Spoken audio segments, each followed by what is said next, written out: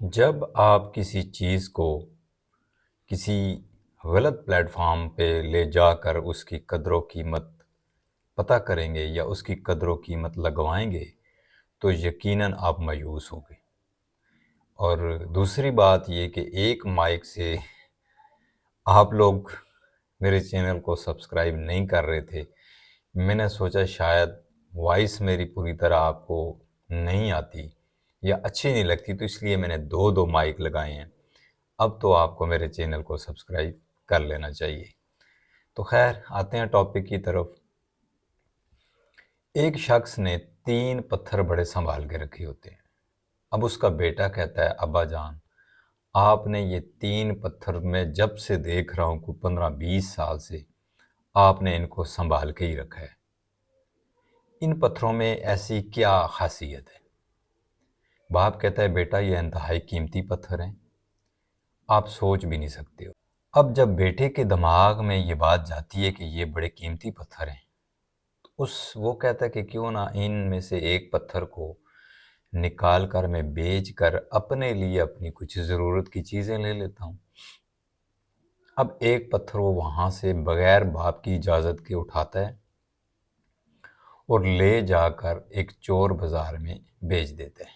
अब चोर बाज़ार में वो पत्थर लेकर जाता है बेचने के लिए, तो ज़ाहिर है चोर बाज़ार में ख़रीदार भी वही होते हैं जो कम कीमत देने वाले, जिनको सस्ते में चीज़ मिल जाए।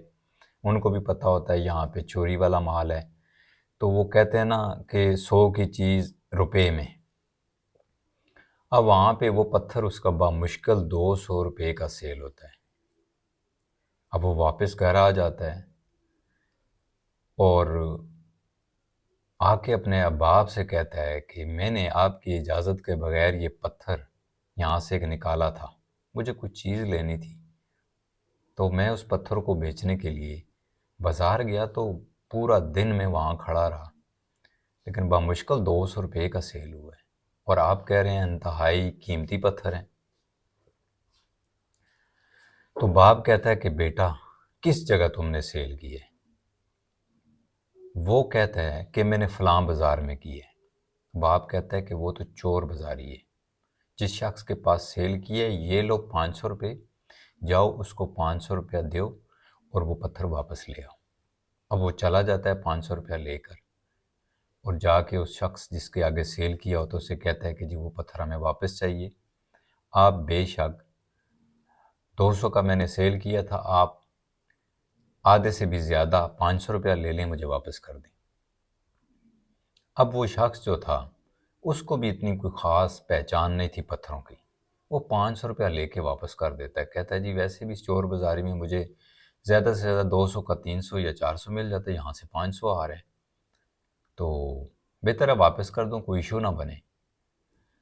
पत्थर वो वापस ले आता है, तो फिर उसको बाप कहता है कि बेटा ये पत्थर फ़लाँ बाज़ार ले जाओ और वहाँ जाकर ले जाकर अपने हाथ में रख के खड़े हो जाओ, जो भी इसकी कीमत पूछे मुंह से नहीं बोलना है, ज़ुबान से इकरार करके नहीं बताना है, आपने इशारे से 2 उंगलियां ऊपर कर देनी है, बस।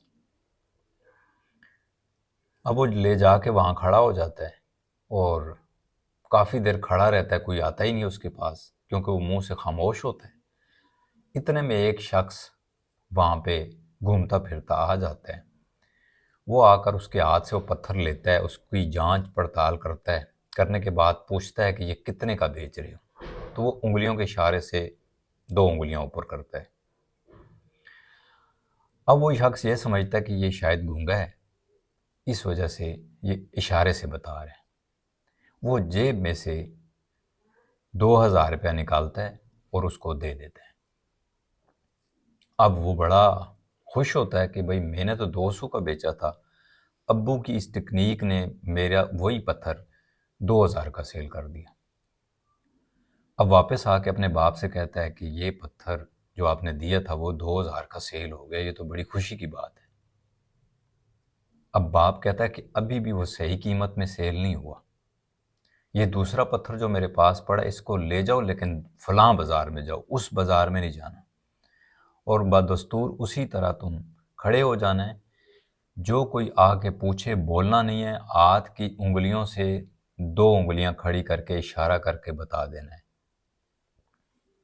अब वो उस बाजार में खड़ा हो जाता है, पूरा दिन गुजर जाता है। शाम को एक बड़ी गाड़ी से एक शख्स उतरता है, बड़े अच्छे लिबास में। वो उसके पास आता है और आप पत्थर लेकर उसकी जांच पड़ताल करने के बाद पूछता है कि ये कितने का बेच रहे हो। वो हाथ की 2 उंगलियों से इशारा करता है और वो शख्स अपनी ब्रीफकेस में से 2 लाख रुपया निकाल कर उसको दे देते हैं।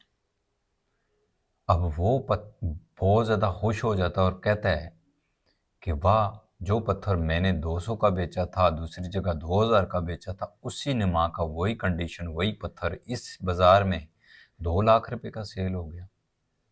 अब वो खुशी खुशी 2 लाख रुपया लेकर घर बाप के पास वापस जाता है और कहता है, अब्बा जी देखे ना, क्या ज़बरदस्त पैसे मिले हैं। 2000 वाला पत्थर 2 लाख का भी मैं सेल कराया हूँ।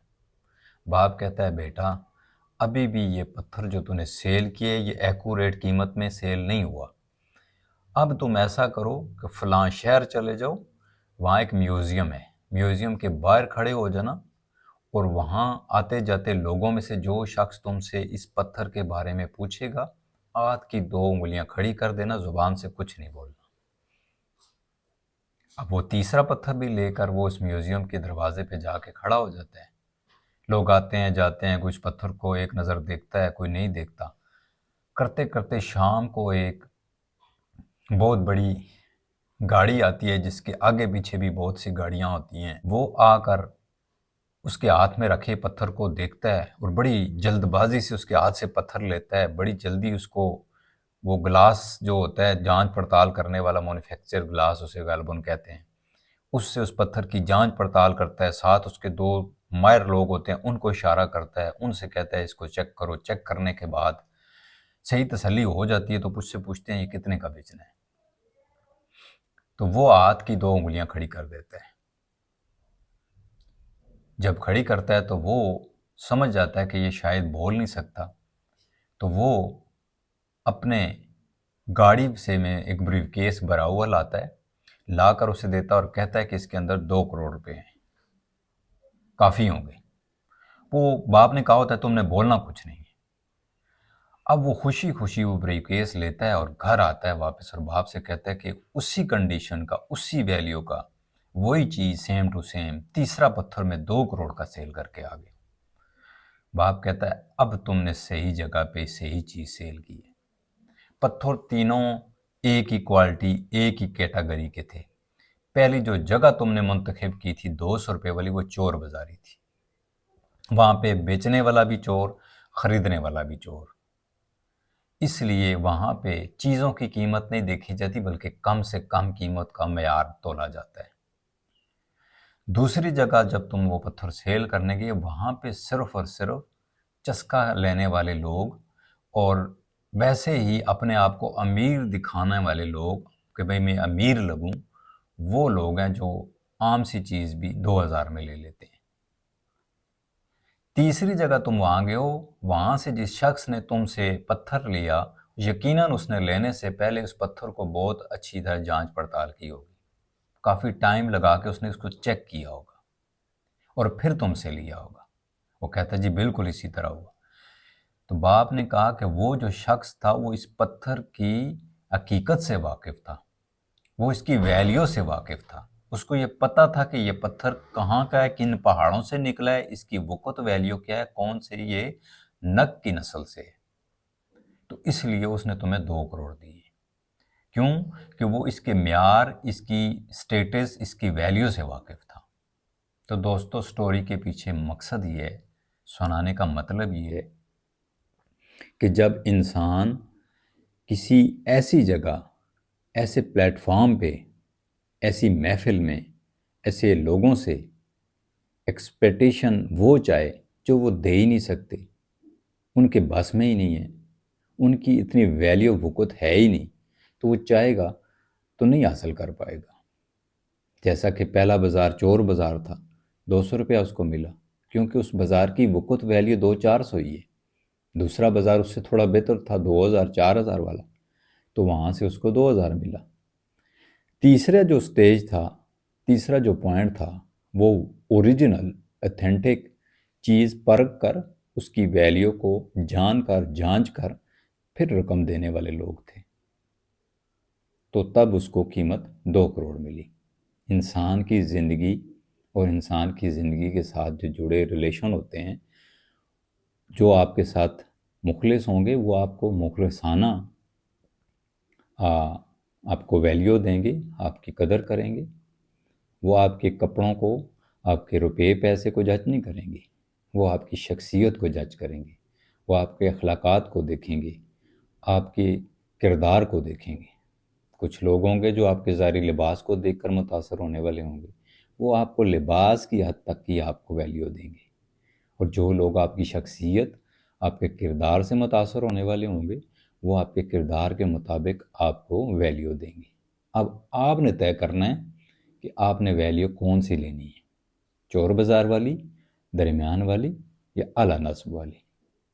स्टोरी में जो मोटिवेशन थी, उम्मीद करता हूँ आपको अच्छी लगी होगी।